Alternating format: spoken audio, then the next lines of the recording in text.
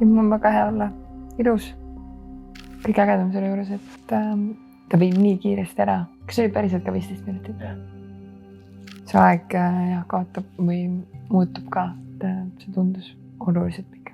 Ta viib nii teise kohta ja kohe justkui siit ära, siis see tundub nagu ma oleksin oluliselt kauem ära olnud. Ja mul on mingil perioodil oma elus hästi intensiivselt tegelenud mediteerimisega, teinud muid erinevaid praktikaid, et midagi seoses sama, see on teistmoodi ja kindlasti näiteks mediteerimisega see nõuab väga-väga palju aega ja tööd. Et ma arvan, midagi sellist, mis nii kiiresti sind ära viib, ei ole ma kunagi varem kogenud. Ja ülihea on ja no ongi nii ilus lihtsalt. Kui ma enne võrdlesin seda meditatsiooniga, siis praegu ma tõesti tooks paralleeli unenägude maailmaga. Siis tõesti nagu nii palju toimub, seal sa ju oled ka ära. Et võib-olla see on isegi lahedasem, kuidas seda kogemust kirjeldada inimesele, kes pole seda veel kogenud.